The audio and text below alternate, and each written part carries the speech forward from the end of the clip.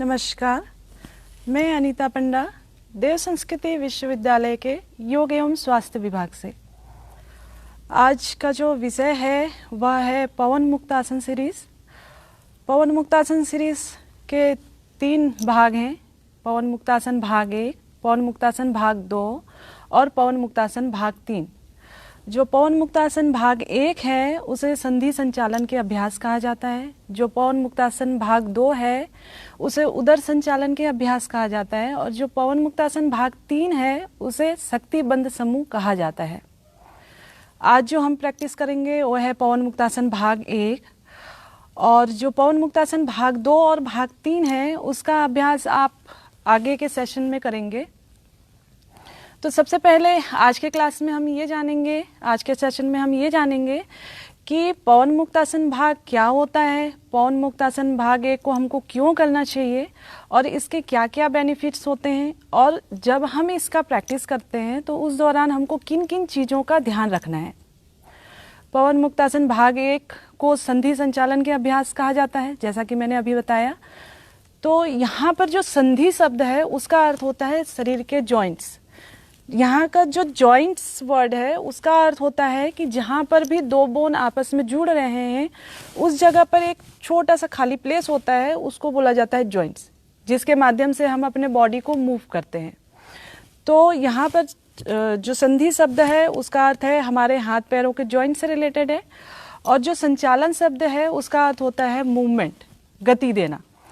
तो इस अभ्यास में जो सूक्ष्म व्यायाम भाग 1 है उसमें हम अपने शरीर के जो जॉइंट्स है उसमें मूवमेंट करते हैं, तब उसे कहा जाता है संधि संचालन के अभ्यास। इसको वात निरोधक समूह भी कहा जाता है। वात निरोधक समूह कहने के पीछे का कारण ये है कि जब आयुर्वेद ऐसा मानता है कि जब हमारे शरीर के जो जॉइंट्स हैं उन जॉइंट में जब वात की अधिकता हो जाती है तो विभिन्न प्रकार के जो जॉइंट से रिलेटेड डिसऑर्डर्स हैं, जैसे कि अर्थराइटिस है, गाउट है जिसे गठिया कहा जाता है, तो उस प्रकार की बीमारियां जो है धीरे धीरे शुरू होती हैं।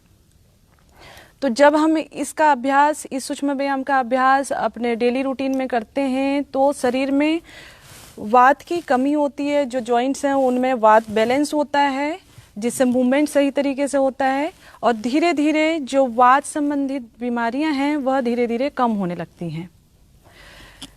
इसे सूक्ष्म व्यायाम भी कहा जाता है। सूक्ष्म व्यायाम कहने के पीछे का कारण ये है कि इसके जो अभ्यास होते हैं वो बहुत ही सूक्ष्म और बहुत ही सरल होते हैं, जिसको हर व्यक्ति कर सकता है।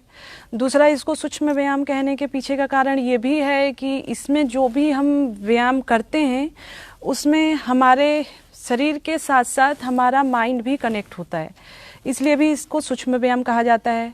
पवन मुक्तासन सीरीज भी कहा गया है। पवन मुक्तासन का अर्थ ही है कि ऐसा सीरीज जो कि पवन को मुक्त करे उसको बोला जाता है पवन मुक्तासन सीरीज। अगर हम मॉडर्न साइंस की बात करें तो मॉडर्न साइंस ये मानता है कि जो हमारे जॉइंट्स होते हैं उनमें एक प्रकार का द्रव होता है, एक लिक्विड होता है जिसको बोला जाता है साइनोवियल फ्लूइड। यह जो साइनोवियल फ्लूइड है वह एक तरह से ऑयली सब्सटेंस है, मतलब एक ग्रीस जैसा पदार्थ है जो शरीर के मूवमेंट में हेल्प करता है। तो जब शरीर में के जॉइंट्स में इस साइनोवियल फ्लूइड की कमी हो जाती है तब उस स्थिति में भी जॉइंट से रिलेटेड परेशानियां नज़र आती हैं, जैसे कि पेन होना, स्वेलिंग होना, रेडनेस होना, ये सारे सिम्टम्स जो है दिखाई देते हैं। तो अपने डेली रूटीन में अगर हम पवन मुक्तासन सीरीज 1 का अभ्यास करते हैं तो यह जो साइनोवियल फ्लूइड है उसकी मात्रा धीरे धीरे बैलेंस होती है और शरीर का मूवमेंट जो है वो सही तरीके से हो पाता है। तो इसलिए भी हमको जो है पवन मुक्तासन सीरीज का अभ्यास करना चाहिए।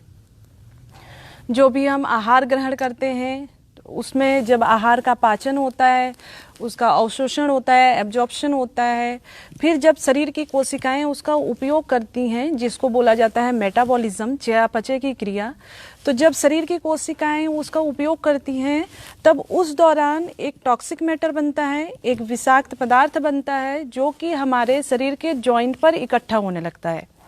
शरीर के जॉइंट पर इसलिए इकट्ठा होता है क्योंकि ये जो जगह होते हैं वह खाली प्लेस होते हैं, वहाँ पर कोई भी ऐसा चीज़ नहीं होता, सिर्फ एक लिक्विड भरा होता है। तो खाली प्लेस होने की वजह से ही ये जो टॉक्सिक मैटर है उस जगह पर कलेक्ट होना स्टार्ट होता है, और जैसे जैसे इसकी मात्रा बढ़ती जाती है वैसे वैसे ही शरीर के जो मूवमेंट है वह कम होने लगता है, मसल्स में स्टिफनेस आने लगता है। तो जब हम पवन मुक्तासन सीरीज़ का अभ्यास करते हैं तो उस दौरान जो है यह जो टॉक्सिक मैटर है वह शरीर से धीरे धीरे रिमूव होने लगता है, जॉइंट से रिमूव होने लगता है, जिसकी वजह से हम अपने बॉडी में, अपने जॉइंट में सही तरीके से मूवमेंट कर पाते हैं। इसमें जो भी अभ्यास आते हैं वह बहुत ही सरल, बहुत ही सूक्ष्म होते हैं, इसलिए इसका अभ्यास जो है हर व्यक्ति कर सकता है। इसका अभ्यास वैसे ये माना जाता है कि ओल्ड एज के पर्सन के लिए ये सबसे ज़्यादा फ़ायदेमंद है। ओल्ड एज के पर्सन के लिए सबसे ज़्यादा फ़ायदेमंद इसलिए है क्योंकि जॉइंट से रिलेटेड जो डिसऑर्डर्स है वह सबसे ज़्यादा ओल्ड एज में देखा जाता है। अगर हम यंग एज की बात करें तो जो यंग पर्सन है, जो कि ऐसे पर्सन जिनको बहुत देर तक खड़े रहकर काम करना पड़ता है, उनके लिए, उनके पैर के मसल्स के स्ट्रॉन्ग होने के लिए यह सीरीज़ सबसे ज़्यादा लाभदायक है। ऐसे व्यक्ति जो कॉरपोरेट सेक्टर पे काम करते हैं, जिनको कई समय तक, कई घंटों तक बैठकर काम करना पड़ता है, तो उनमें सबसे ज़्यादा जो डिसऑर्डर दिखाई देता है वो है सर्वाइकल स्पॉन्डिलाइटिस की, जिसमें गर्दन से रिलेटेड प्रॉब्लम है। तो जब इसका अभ्यास ऐसे पर्सन हर 1 घंटे के अंतराल में, हर 2 घंटे के अंतराल में इसका जब अभ्यास करते हैं तो जो जॉइंट से रिलेटेड प्रॉब्लम्स हैं या फिर उनके मसल्स में स्टिफनेस है, सर्वाइकल स्पॉन्डिलाइटिस की प्रॉब्लम है, वह भी ठीक होती है। अगर हम विद्यार्थियों की बात करें तो उनके लिए भी यह अभ्यास बहुत लाभदायक है, क्योंकि जब वे पढ़ाई करते हैं तो गर्दन को झुका करके या फिर अपने शोल्डर को थोड़ा सा झुका करके पढ़ते हैं, तो उनमें भी बहुत तरह की समस्याएं उत्पन्न होती हैं। तो हर पढ़ने के अंतराल में, जब आप पढ़ाई कर रहे हो तो हर थोड़े समय के अंतराल में अगर आप हैंड मूवमेंट करते हैं, नेक मूवमेंट करते हैं, तो आप इस चीज़ को धीरे धीरे कम कर सकते हो। नॉर्मली जब एजिंग की प्रोसेस होती है, उम्र वृद्धि की प्रक्रिया होती है, तो हमारे शरीर में डिजेनरेशन का प्रोसेस होता है। डिजेनरेशन को बोला जाता है अपक्षय की क्रिया।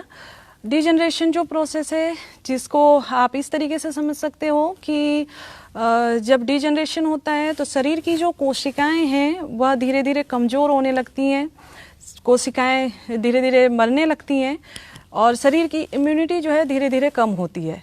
डिजेनरेशन प्रोसेस के कारण ही व्यक्ति जो है ओल्ड एज में पहुंचता है। तो अगर हम सूक्ष्म व्यायाम का नियमित अभ्यास करते हैं तो जॉइंट्स में डिजेनरेशन का जो प्रोसेस है उसको हम कम कर सकते हैं। यह जो डिजेनरेशन का प्रोसेस है वह 30 to 35 एज के बाद ज़्यादातर स्टार्ट होता है। तो इस जो डिजेनरेशन की प्रोसेस है उसको कम करने के लिए भी हमको इसका अभ्यास करना चाहिए। अगर यंग एज से ही हम इसकी प्रैक्टिस करेंगे सूक्ष्म व्यायाम की, तो उस स्थिति में जब ओल्ड एज में जाएंगे तो हमको जॉइंट से रिलेटेड डिसऑर्डर्स नहीं दिखाई देंगे। इसके जो व्यायाम हैं वह बैठकर किए जाते हैं, नीचे बैठकर किए जाते हैं। पर अगर आप किसी भी स्थिति में नीचे नहीं बैठ सकते हैं तब आप कुशन या फिर सूती के मोटे कपड़े का उपयोग कर सकते हैं बैठने के लिए। और अगर फिर भी आप नीचे बैठने में असमर्थ हैं तो आप चेयर पर बैठकर इसका अभ्यास कर सकते हैं। इसका अभ्यास बहुत ही सूक्ष्म सरल है, इसलिए इसका अभ्यास हर कोई कर सकता है। इसमें जो है 3 प्रकार के अवेयरनेस की बात की गई है कि जब भी आप ये इन सूक्ष्म व्यायाम का अभ्यास करेंगे तब आप 3 प्रकार के अवेयरनेस पर अपने ध्यान रखेंगे। अगर आप इस अवेयरनेस पर अपने ध्यान को केंद्रित करेंगे तो जो भी आप सूक्ष्म व्यायाम कर रहे हैं उसका दोगुना फायदा आपको मिल सकता है। पहला जो अवेयरनेस आपको ध्यान रखना है वह यह है कि आपको अपने ब्रीदिंग पर कंसंट्रेट करना है। आप श्वास प्रश्वास के तालमेल के साथ आपको इस अभ्यास को करना है कि जब मैं साथ साथ आपको श्वास लेने और श्वास छोड़ते हुए अभ्यास को कराऊंगी तो आप जो है उसका ध्यान रखते हुए अगर इसको प्रैक्टिस करेंगे तो आपको इसका ज़्यादा फायदा मिलेगा। दूसरा जो अवेयरनेस बताया गया है वो ये बताया गया है कि जो भी आप सूक्ष्म व्यायाम का अभ्यास करेंगे, जिस भी जॉइंट से संबंधित सूक्ष्म व्यायाम का अभ्यास करेंगे, उस जगह पर अपने ध्यान को, अपने मन को केंद्रित करना है। जब आप उस जगह पर अपने ध्यान को लेकर जाएंगे तब उस जगह से के मसल्स और जो बोन है वह आपके माइंड से, आपके ब्रेन से कनेक्ट होंगे। जब ब्रेन से कनेक्ट होंगे तो उस तरीके से शरीर में कोऑर्डिनेशन ब्रेन और मसल्स का वो सही तरीके से हो पाएगा। इसमें मेंटल काउंटिंग की भी बात की गई है कि जब भी आप अभ्यास करते हो तो आपको मेंटल काउंटिंग के साथ करना चाहिए। मेंटल काउंटिंग इसलिए ताकि आपका माइंड उस जगह पे कनेक्ट रहे, इसलिए मेंटल काउंटिंग भी करना आवश्यक है। अगर आपको कोई सामने बैठकर प्रैक्टिस करा रहा है तो उसकी काउंटिंग के साथ आपको मैच करना है। अगर आप स्वयं कर रहे हैं इसका अभ्यास, तब आपको मेंटल काउंटिंग के साथ इसका अभ्यास करना है। जैसे कि 1 2 3 4 इस तरीके से आप इसको 10 राउंड में, 20 राउंड में, 30 राउंड में इस तरीके से कर सकते हैं अपनी क्षमता के अनुसार। शुरुआत में आपको कम राउंड करना है, बाद में आप इसका ज़्यादा राउंड में आप इसका अभ्यास कर सकते हैं। जो अर्थराइटिस के पेशेंट होंगे, जिनको जॉइंट से रिलेटेड प्रॉब्लम होगी, उनके मूवमेंट में परेशानी आ सकती है, क्योंकि जॉइंट स्टिफनेस की वजह से, मसल स्टिफनेस की वजह से परेशानी आ सकती है। तो आप अपनी क्षमता के अनुसार इसका अभ्यास करेंगे, किसी भी प्रकार का ज़्यादा जोर जबरदस्ती अपने शरीर पर नहीं करेंगे। जितनी क्षमता है उसी आधार पर आप इसकी प्रैक्टिस करेंगे। तीसरा जो अवेयरनेस इसमें बताया गया है वह है प्राण का अवेयरनेस। प्राण के अवेयरनेस को आपको कैसे करना है कि जिस भी जॉइंट से संबंधित आप सूक्ष्म व्यायाम कर रहे हैं तो वहाँ पर आपको ये ध्यान करना है कि प्राण का प्रवाह हो रहा है, प्राणिक एनर्जी को आपको महसूस करना है। वहाँ पर प्राणिक एनर्जी को आप एक चमकीले प्रकाश के रूप में या फिर एक चमकीले तार के रूप में वहाँ पर इमेजिन करेंगे कि वहाँ पर प्राण का प्रवाह हो रहा है। आइए शुरू करते हैं आज का योगाभ्यास।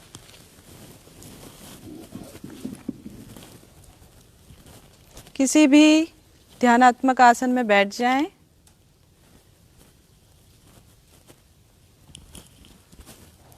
दोनों हाथ ज्ञान मुद्रा या ध्यान मुद्रा में,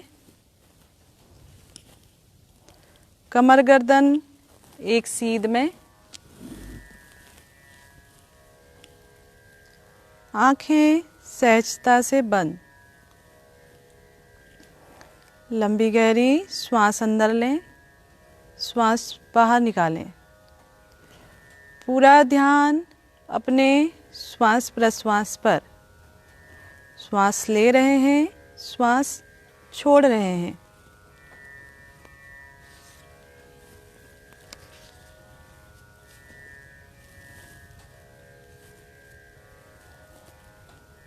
उगते हुए स्वर्णिम सूर्य का ध्यान अपने आज्ञा चक्र पर, दोनों आईब्रो के बीच में करते हुए एक साथ एक स्वर में गायत्री महामंत्र बोलने का प्रयास करें। ओम भूर्भुवः स्वः तत्सवितुर्वरेण्यं भर्गो देवस्य धीमहि धियो यो नः प्रचोदयात्। हथेलियों को रब करें, अपने आँखों पर लगाएं, अपने दोनों पैरों को सामने की ओर फैला लें। हाथ अपने नितंबों के पीछे, बटक के पीछे रखें। आपके शरीर का 20% भार आपके हाथों पर, 80% भार आपके कमर वाले भाग पर। आपको अपने हाथों को इस तरीके से रखना है कि आपके शरीर का अधिकतर जो भार है वह आपके कमर वाले भाग पर आए। पैर को सीधा रखें, जमीन से 90 डिग्री पर पैर का पंजा रखें। पहला जो अभ्यास है वह है पाद अंगुली नमन, टो बेंडिंग। यहाँ पर पाद शब्द का अर्थ पैर की उंगली से है, पैर से है। उंगली शब्द का अर्थ पैर की उंगलियों से है। और जो नमन शब्द है उसका अर्थ होता है झुकाना, बेंडिंग। इसका अर्थ यह हुआ कि इस अभ्यास में आपको अपने पैर की उंगलियों को सामने की तरफ और अपनी तरफ बेंड करना है, मोड़ना है। सबसे पहले श्वास छोड़ते हुए पैर की उंगलियों को नीचे की तरफ मोड़ें। ध्यान रखें सिर्फ पैर की उंगलियों को मोड़ना है, एंकल जॉइंट टखने से आपको नहीं मोड़ना है। उंगलियों की जॉइंट पर उत्पन्न हुए दबाव, खिंचाव पर अपने ध्यान को केंद्रित करें। जितना खिंचाव आप अपने अंगूठे पर दे रहे हैं, उतना ही आपको अपने स्मॉल फिंगर, सबसे छोटी वाली उंगली पर भी देना है। श्वास लेते हुए पैर की उंगलियों को अपनी तरफ मोड़ें। पैर की उंगलियों को अपने शरीर की तरफ पॉइंटेड करना है।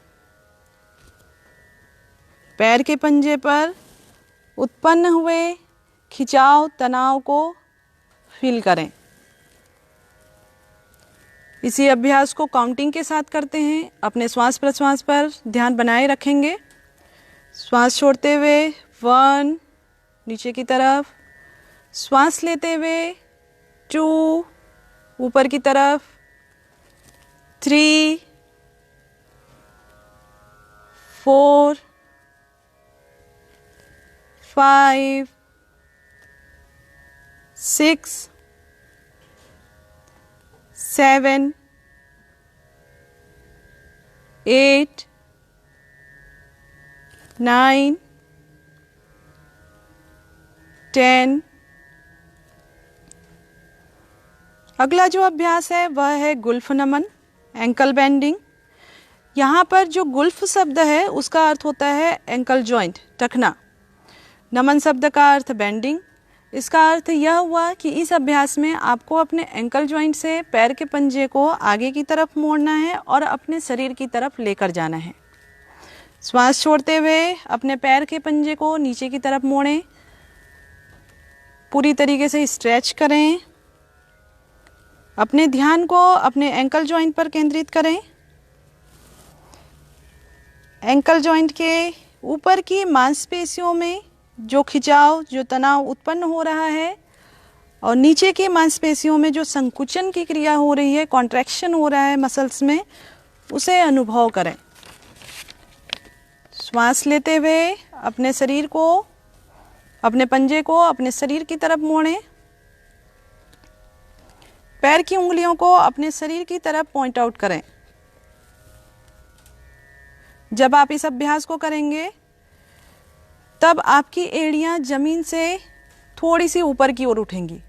अगर जमीन पर लगी हुई हैं, इसका अर्थ है कि आप अपने मांसपेशियों पे सही तरीके से कॉन्ट्रैक्शन नहीं कर रहे हैं। काफ मसल्स पर, आपके पिंडली वाले भाग की मसल्स में जो खिंचाव महसूस हो रहा है उस पर अपने ध्यान को केंद्रित करें। श्वास छोड़ते हुए नीचे की तरफ ले जाएं। 1 2 3 4 5 6 7 8 9 10। अगला अभ्यास गुल्फ चक्र, एंकल रोटेशन। यहाँ पर चक्र शब्द आया है। चक्र शब्द का यहाँ पर अर्थ है सर्कल से, रोटेशन से। इसका अर्थ यह हुआ कि इस अभ्यास में आपको अपने एंकल जॉइंट से बड़ा सर्कल बनाने का प्रयास करना है। जब आप सर्कल बनाएंगे तब आपको ध्यान रखना है कि ज़्यादा से ज़्यादा आपके पैर के पंजे आगे की ओर भी मूव करें, लेफ़्ट साइड की ओर भी मूव करें, पीछे की ओर अपने शरीर की तरफ भी मूव करें और राइट साइड की ओर भी मूव करें। तो इस तरीके से आपको सर्कल बनाना है। जब भी आप सर्कल बनाएंगे तब आपको ध्यान रखना है श्वास प्रश्वास का।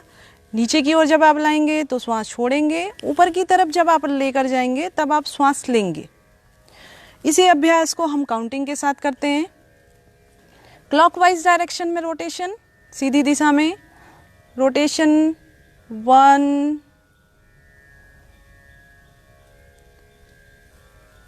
2 3 4 5। एंटी क्लॉकवाइज विपरीत दिशा में 1 2 3 4 5। अपने पैरों को शिथिल छोड़ें, ढीला छोड़ें, आंखें सहजता से बंद कर लें। पैर के पंजे पर बढ़े हुए रक्त के संचार, ब्लड सर्कुलेशन, गर्माहट, कंपन को अनुभव करें।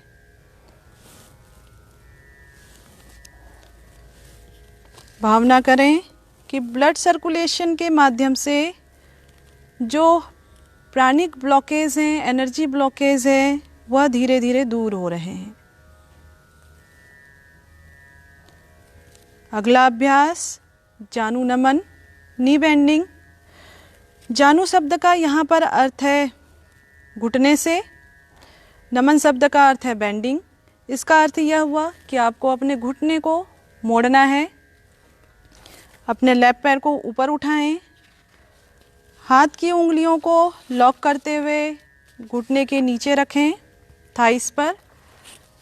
श्वास छोड़ते हुए अपने घुटने को मोड़ें, अपने पेट को, अपने चेस्ट को दबाएं।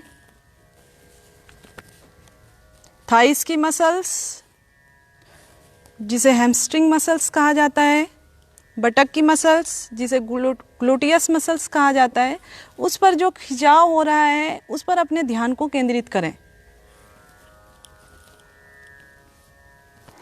श्वास लेते हुए घुटने को सीधा करें, एड़ी को ऊपर उठाकर रखें, उंगलियों को सामने की ओर पॉइंट आउट करें।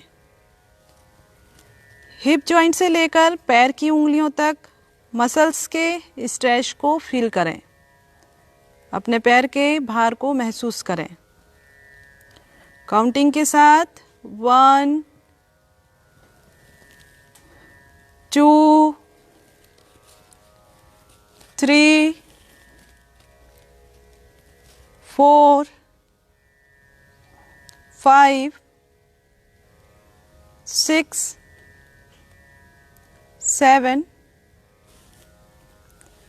8। पैर सामने फ्लोर पर रख लें। इसी अभ्यास को दूसरे पैर से दोहराएं। पैर ऊपर उठाएं, उंगलियों को लॉक करें, थाई के नीचे रखें। 1, ज़्यादा से ज़्यादा दबाव दें अपने पेट पर। 2 3 4, ध्यान स्ट्रेच हो रहे मसल्स पर। 5 6 7 8। पैर सामने फ्लोर पर रख लें। अगला अभ्यास जानु चक्र, नी रोटेशन। जैसा आपने एंकल जॉइंट से रोटेशन किया था वैसा ही रोटेशन आपको नी जॉइंट से करना है। इसके लिए अपने लेफ्ट लेग को घुटने से मोड़ लें। अपने हाथों को घुटने के नीचे से क्रॉस करते हुए एल्बो को पकड़ लें। थाई को चेस्ट से सटा कर रखें। दूसरा पैर सीधा तना हुआ। ध्यान रखें, नी जॉइंट से रोटेट करने का प्रयास करेंगे, हिप जॉइंट को सीधा रखने का प्रयास करेंगे। आपको हिप जॉइंट को रोटेट नहीं करना है, आपको नी जॉइंट से ही रोटेशन करना है। श्वास लेते हुए पैर को ऊपर की ओर उठाएं, श्वास छोड़ते हुए नीचे की ओर लेकर आएं। काउंटिंग के साथ 1 2 3 4 5, एंटी क्लॉकवाइज 1, ध्यान मसल्स पर। 2 3 4 5। पैर सामने फ्लोर पर रख लें। इसी अभ्यास को दूसरे पैर से दोहराएं। पैर को ऊपर उठाएं, हाथों को क्रॉस करते हुए एल्बो को पकड़ें, क्लॉकवाइज डायरेक्शन में। 1 2 3 4 5 एंटी क्लॉकवाइज 1 2 3 4 5। पैर सामने की ओर फैला लें। अपने पैरों को ढीला छोड़ें, मसल्स को रिलैक्स करें, आंखें सहजता से बंद करें। मसल्स में हो रहे कंपन को अनुभव करें। भावना करें कि नी जॉइंट पर साइनोवियल फ्लूइड, साइनोवियल द्रव की मात्रा बढ़ रही है। जो ब्लॉकेज, जो टॉक्सिक मैटर जमा हुए हैं, वह धीरे धीरे रक्त के माध्यम से दूर हो रहे हैं। अगला अभ्यास गुल्फ घूर्णन, एंकल क्रैंक। यहाँ पर गुल्फ शब्द आया, इसका अर्थ यह है कि यह एंकल जॉइंट से रिलेटेड सूक्ष्म व्यायाम है। यह एंकल रोटेशन का ही एक वेरिएशन है। सबसे पहले अपने लेफ्ट लेग को मोड़ें, पैर के पंजे को राइट थाई के ऊपर रख लें। एंकल जॉइंट को थाई से बाहर की ओर रखें ताकि सही तरीके से आप रोटेशन कर सकें। एक हाथ पैर के पंजे पर, दूसरा हाथ एंकल जॉइंट पर, टखने पर सपोर्ट देते हुए आपको इस अभ्यास को करना है। जब ध्यान रखें, जब आप ऊपर की ओर लेकर आएंगे तब श्वास लेंगे, और जब आप नीचे की ओर लेकर जाएंगे तब आप श्वास छोड़ेंगे। एक दिशा में घुमाएंगे। 1 2 3 4 5। विपरीत दिशा में 1 2 3 4 5। पैर सामने फ्लोर पर रख लें। इसी अभ्यास को दूसरे पैर से दोहराते हैं। हाथ एंकल जॉइंट पर, एक हाथ पंजे पर, एक डायरेक्शन में घुमाएं। 1 2, ध्यान एंकल जॉइंट पर। 3 4 5। Anti clockwise 1 2 3 4 5। पैर सामने फ्लोर पर रख लें। पैरों को ढीला छोड़ें, शिथिल करें।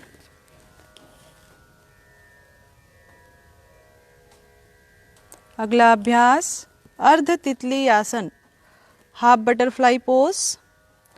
अपने लेफ्ट लेग को मोड़ें, पैर के पंजे को राइट थाई के ऊपर रखें, जैसा अभी पहले आपने अभ्यास किया था वैसा ही। एक हाथ पैर के पंजे पर रखें और दूसरा हाथ घुटने के ऊपर रखें। श्वास छोड़ते हुए अपने घुटने को ऊपर की ओर उठाएं।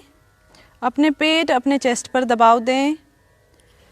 कमर से लेकर नी जॉइंट तक जिस भी मसल्स में खिंचाव हो रहा है उस पर अपने ध्यान को केंद्रित करें।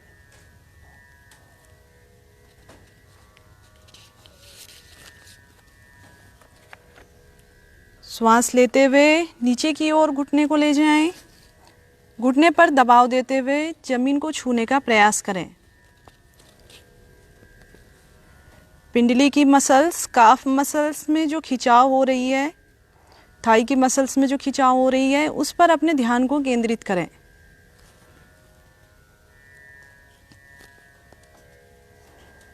इसी अभ्यास को काउंटिंग के साथ करते हैं। 1 2 3 4 5 6 7 8 9 10।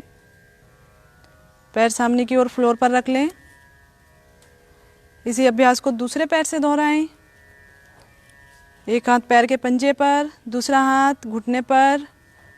1 श्वास छोड़ते हुए अपने घुटने को ऊपर उठाएं, अपने चेस्ट पर दबाव दें, अपने ध्यान को मसल्स पर लेकर जाएं। 2 श्वास छोड़ते हुए नीचे की तरफ लेकर जाएं, ध्यान हिप जॉइंट पर। 3 4 5 6 7 8 9 10। पैर सामने फ्लोर पर रख लें। अगला अभ्यास हिप रोटेशन, श्रोणी चक्र।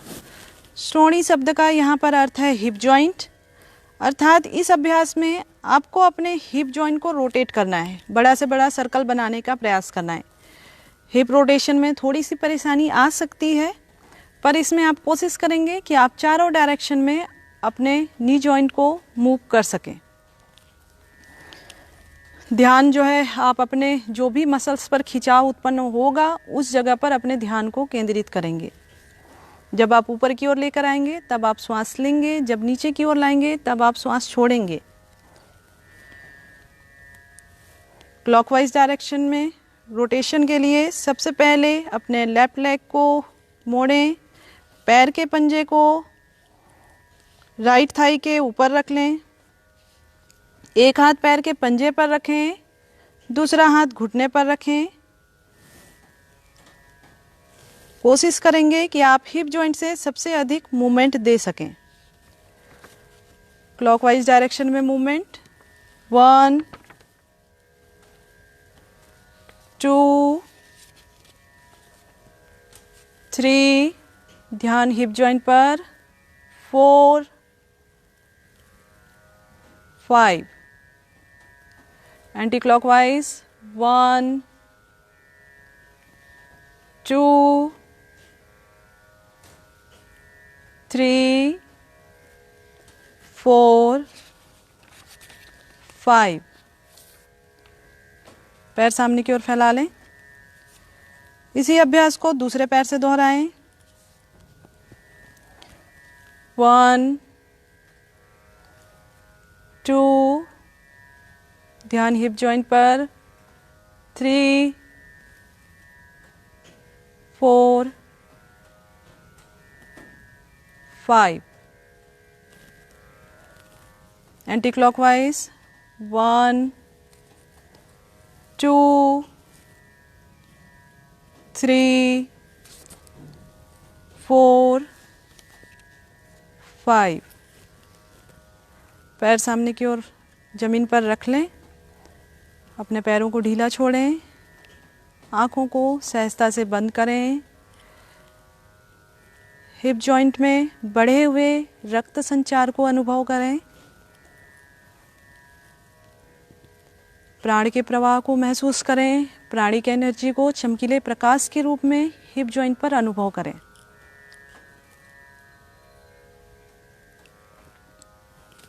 भावना करें कि जो भी परेशानी, जो भी बीमारी हिप जॉइंट से संबंधित है वह दूर हो रही है।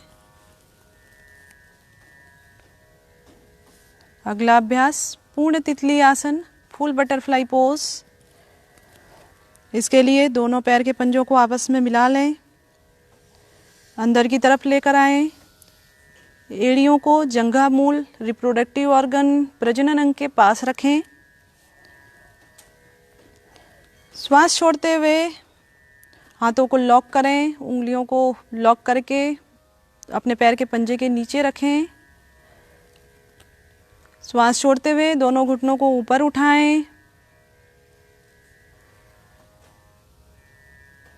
थाई मसल्स में, बैक मसल्स में, काफ मसल्स में उत्पन्न हुए खिंचाव, बढ़े हुए रक्त संचार को महसूस करें। श्वास छोड़ते हुए घुटने को नीचे की ओर लेकर जाएं। घुटने को जमीन से छूने का प्रयास करें। काउंटिंग के साथ 1 2 3 4 5 6 7 8 9 10। इसी अभ्यास को तीव्रता से करें। अभी जो अभ्यास आप देख रहे हैं पूर्ण तितली आसन का, यह महिलाओं के लिए बहुत ही लाभदायक है। महिलाओं के प्रजनन से संबंधित जो बीमारियां हैं, जैसे कि मेंस्ट्रुएशन डिसऑर्डर, जिसमें मुख्य रूप से हैवी ब्लीडिंग होना, ब्लीडिंग के दौरान पेन होना, इंटरवल का सही नहीं होना, सर्कल का सही नहीं होना, मेंस्ट्रुएशन सर्कल का, इसके अलावा ल्यूकोरिया, सिस्ट की प्रॉब्लम आदि के लिए यह योगाभ्यास बहुत ही लाभदायक है। प्रेगनेंसी के सेकेंड और थर्ड ट्राइमेस्टर में, अर्थात आखिरी के 6 महीनों में भी आप इसका अभ्यास कर सकते हैं। पैरों को सामने की ओर फैला लें। पैरों की मांसपेशियों को, मसल्स को ढीला छोड़ें। आंखें सहजता से बंद कर लें।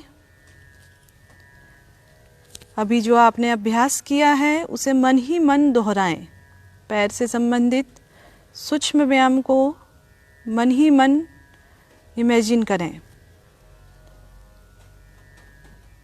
पहला अभ्यास toe bending, ankle bending, ankle rotation, knee bending, knee rotation, ankle crank, half butterfly pose, hip rotation, full butterfly pose.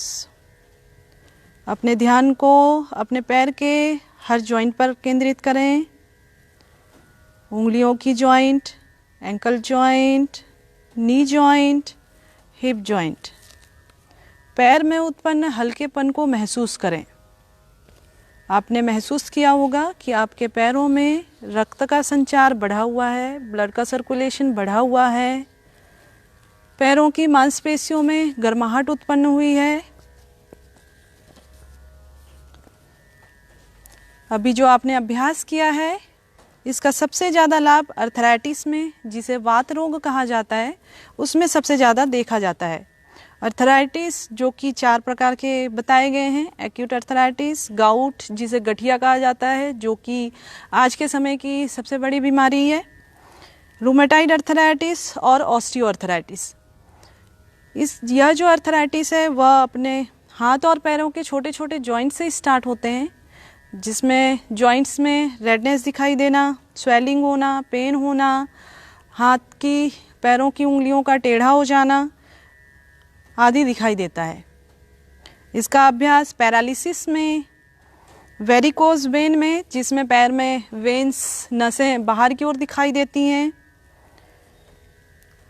Thai obesity में, थाइज में जो फैट चर्बी जमा हुआ है उसको कम करने में भी इसका अभ्यास लाभदायक है। पैरालिसिस में अगर आप इसका मूवमेंट स्वेच्छा अपने से नहीं कर पाएंगे, तब उस स्थिति में आप हाथ का सपोर्ट देते हुए उस पार्ट को मूव करेंगे। अगला अभ्यास हाथ से संबंधित सूक्ष्म व्यायाम। हाथ से संबंधित सूक्ष्म व्यायाम के लिए आपको 2 पोजीशन यूज़ करने हैं। 2 पोजीशन में आप बैठ सकते हैं। पहला, आप इसके लिए वज्रासन में आएंगे। जो आप अभ्यास अगर वज्रासन में कर सकते हैं तो इसका अभ्यास आप वज्रासन में करेंगे।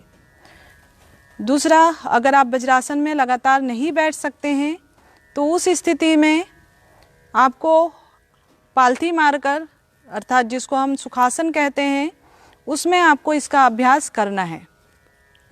अगर सुखासन में भी आप बैठने में अनकंफर्टेबल हैं तो उस स्थिति में आप पैरों को सामने फैलाकर भी इसका अभ्यास कर सकते हैं। पहला अभ्यास मुष्टिका बंद, हैंड क्लिंचिंग। हैंड क्लिंचिंग के लिए अपने हाथों को सामने की ओर फैला लें, शोल्डर के सामने रख लें। ध्यान रखें हाथों को ना ही आप नीचे की ओर ले जाएंगे और ना ही ऊपर की तरफ लेकर आएंगे। हाथ जमीन के पैरेलल सीधी समानांतर रहनी चाहिए। श्वास लेते हुए अपने हाथों की उंगलियों को फैलाएं बाहर की तरफ। उंगलियों में जो खिंचाव हो रहा है, हथेली में जो खिंचाव उत्पन्न हो रहा है, उस पर अपने ध्यान को केंद्रित करें। श्वास छोड़ते हुए मुट्ठी बनाएं, अंगूठा अंदर की तरफ रखें। हाथ की तीनों जॉइंट से उंगलियों की तीनों जॉइंट को फोल्ड करते हुए मुट्ठी बनाएं। ध्यान रखें जब आप मुट्ठी बनाएंगे तो उंगलियों की तीनों जो जॉइंट हैं वह आपकी मूव होनी चाहिए। काउंटिंग के साथ 1 श्वास लेते हुए, 2 एक्सेल करते हुए, 3, 4, 5, 6, 7, 8, 9, 10। हाथों को अपने थाइस के ऊपर रख लें, आंखें सहजता से बंद कर लें। आपने अनुभव किया होगा कि हाथों से के जो सूक्ष्म व्यायाम हैं, जिसमें हाथ की मांसपेशियों पे दर्द का अनुभव ज़्यादा होता है। दूसरा अभ्यास मणि बंद नमन, व्रिस्ट बेंडिंग। हाथों को सामने की ओर फैला लें। मणिबंध शब्द का अर्थ है कलाई। इसका अर्थ कलाई से आपको नीचे की ओर मोड़ना है। श्वास छोड़ते हुए नीचे की ओर टर्न करें, जमीन की तरफ। कलाई के जॉइंट की मसल्स में जो खिंचाव हो रहा है, नीचे की मसल्स में जो कॉन्ट्रैक्शन हो रहा है, उस पर ध्यान को केंद्रित करें। श्वास लेते हुए हाथों को ऊपर की ओर ले जाएं। ध्यान एंकल जॉइंट पर, ध्यान व्रिस्ट जॉइंट पर। काउंटिंग के साथ 1, 2, 3, 4, 5, 6, 7, 8, 9, 10। हाथों को धीरे से अपने थाइस के ऊपर रख लें, आँखों को सहजता से बंद कर लें। शोल्डर से लेकर हाथ की उंगलियों तक जो खिंचाव हुआ है मांसपेशियों में, उस पर अपने ध्यान को केंद्रित करें। उस पर हुए कंपन को महसूस करें।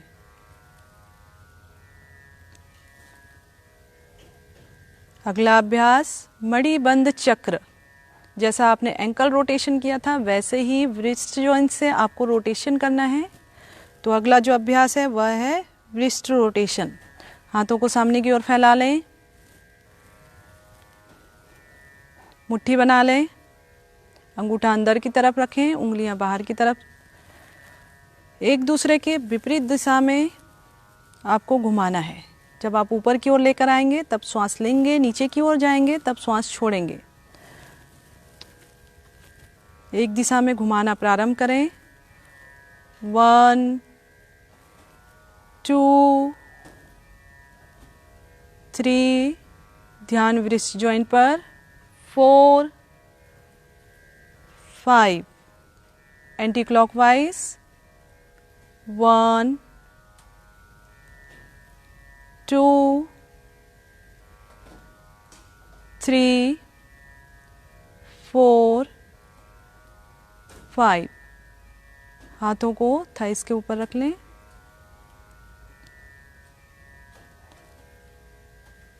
व्रिस्ट जॉइंट पर बढ़े हुए रक्त के संचार को महसूस करें।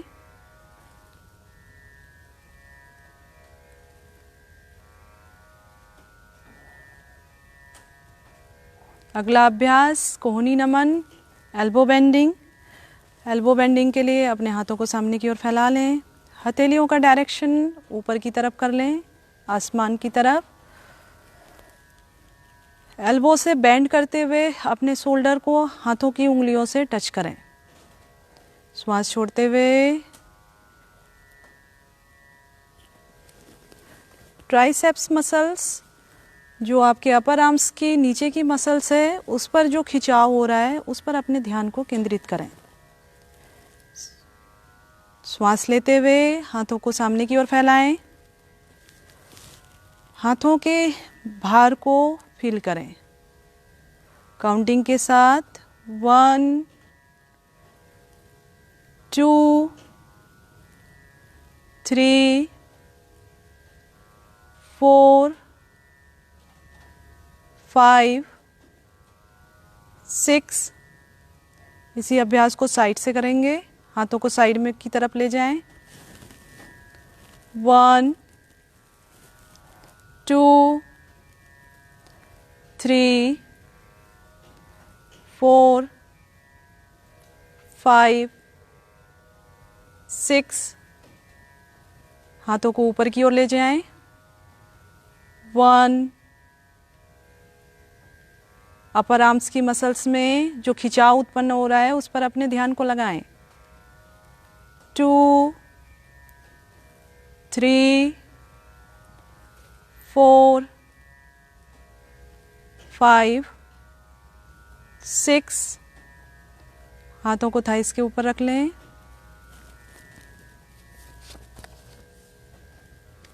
अगला अभ्यास स्कंध चक्र, शोल्डर रोटेशन।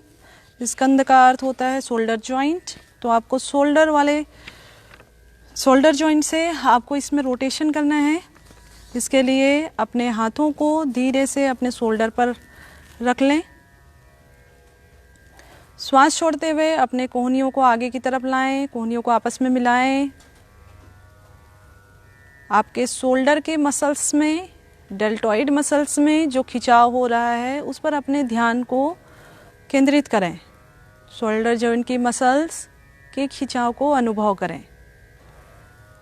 श्वास लेते हुए अपने हाथों को पीछे की ओर ले जाएं, ज़्यादा से ज़्यादा पीछे की ओर ले जाने का प्रयास करें। जब आप पीछे की ओर ले जाएंगे तो आपकी पीछे की जो बोन है, जिसे स्कैपुला कहा जाता है, वह बाहर की ओर निकलनी चाहिए। काउंटिंग के साथ सर्कल में श्वास छोड़ते हुए आगे 1 2 3 4। एंटी क्लॉकवाइज विपरीत दिशा में 1 2 3 4। अपने हाथों को अपने थाइस के ऊपर रख लें। आँखों को सहजता से बंद कर लें।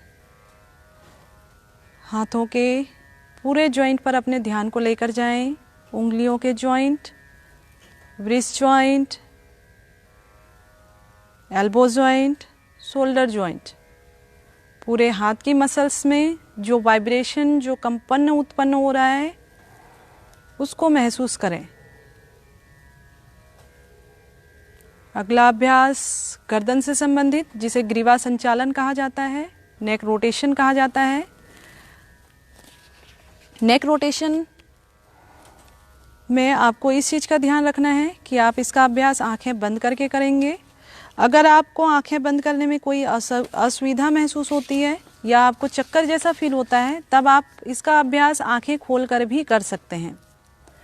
फिर भी अगर आपको चक्कर जैसा महसूस हो तो आप इस अभ्यास को बीच में ही बंद कर देंगे। इसके 4 स्टेप बताए गए हैं। एंकल ग्रीवा संचालन के 4 स्टेप होते हैं। पहला स्टेप करते हैं। पहले स्टेप में अपने गर्दन को श्वास छोड़ते हुए नीचे की ओर झुकाएं। जिनको भी सर्वाइकल की समस्या है, सर्वाइकल स्पॉन्डिलाइटिस की, वो गर्दन को आगे की ओर न झुकाएं। सिर्फ आप सेंटर की ओर ले जा सकते हैं। और पीछे की ओर साइड में ले जा सकते हैं।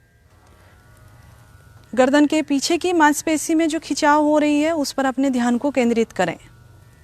श्वास लेते हुए गर्दन को पीछे की ओर ले जाएं।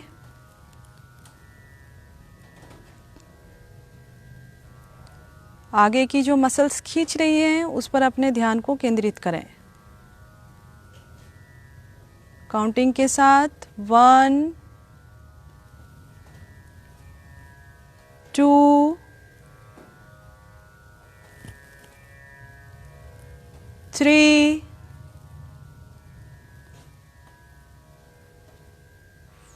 4।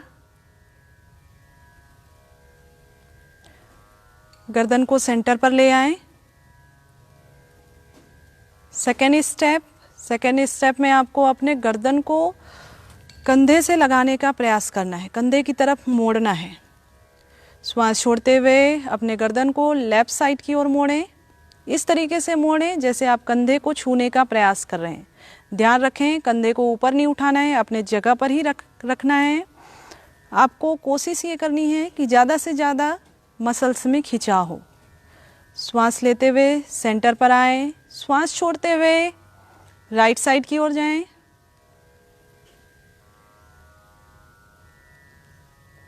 लेफ्ट गर्दन में जो खिंचाव महसूस हो रहा है कान के पीछे, उस पर अपने ध्यान को केंद्रित करें।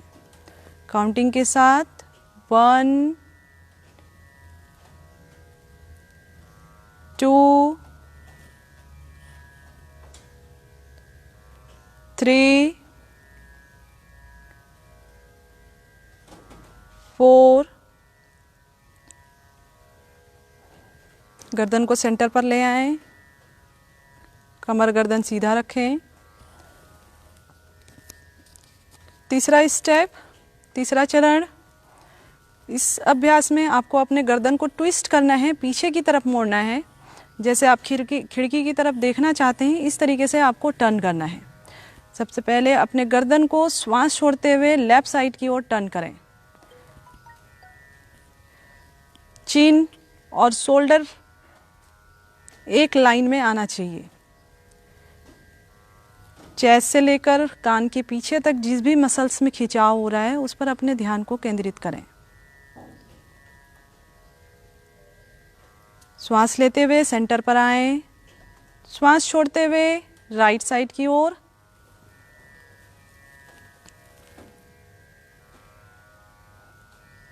काउंटिंग के साथ 1 2 3 4। गर्दन को सेंटर पर ले आएं। अगला चौथा चरण, फोर्थ स्टेप, नेक रोटेशन। इसमें आपको अपने नेक को रोटेट करना है। क्लॉकवाइज डायरेक्शन में रोटेशन करें।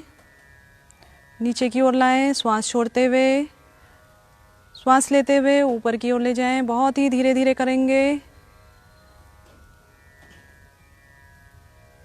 1। सर्वाइकल के पेशेंट गर्दन को नीचे की ओर न झुकाएं। 2 3। ध्यान नेक पर। एंटी क्लॉकवाइज 1 2 3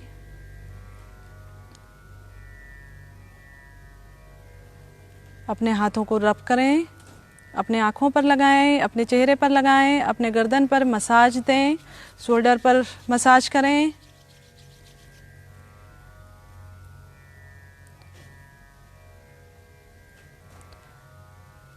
पैरों को सामने की ओर खोल लें। अभी जो आपने अभ्यास किया, यह अभ्यास सर्वाइकल के लिए सबसे ज़्यादा फायदेमंद है।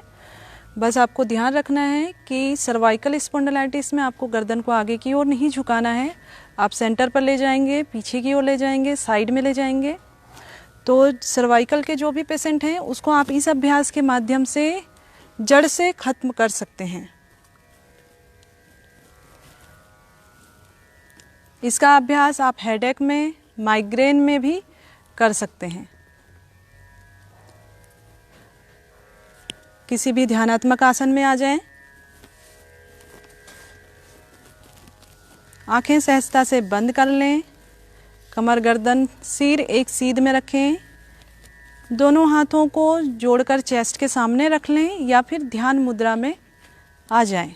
ध्यान मुद्रा के लिए राइट हैंड को ऊपर रखें, लेफ्ट हैंड को नीचे रखें।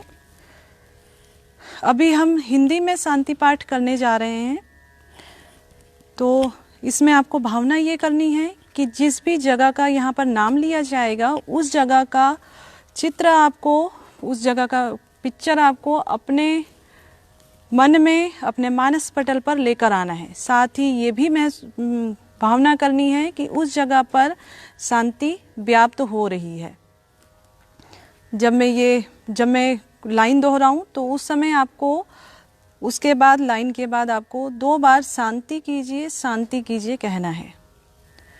विश्व में शांति ही शांति व्याप्त हो, सबके मन में शांति ही शांति व्याप्त हो, इस भावना के साथ शांति पाठ। शांति कीजिए, शांति कीजिए, शांति कीजिए, शांति कीजिए, प्रभु त्रिभुवन में शांति कीजिए, शांति कीजिए, जल में, थल में और गगन में शांति कीजिए, शांति कीजिए, अंतरिक्ष में, अग्नि पवन में शांति कीजिए, शांति कीजिए, औषधि वनस्पति वन उपवन में शांति कीजिए, शांति कीजिए, सकल विश्व के जड़ चेतन में शांति कीजिए, शांति कीजिए, शांति विश्व निर्माण सृजन में शांति कीजिए, शांति कीजिए, नगर ग्राम में और भवन में शांति कीजिए, शांति कीजिए, जीव मात्र के तन में मन में शांति कीजिए, शांति कीजिए, और जगत के हर कण कण में शांति कीजिए, शांति कीजिए, शांति कीजिए, शांति कीजिए, शांति कीजिए, शांति कीजिए, शांति कीजिए, शांति कीजिए। शांति कीजिए, शांति कीजिए। हथेलियों को रब करें, आँखों पर लगाएं। आप सभी का धन्यवाद।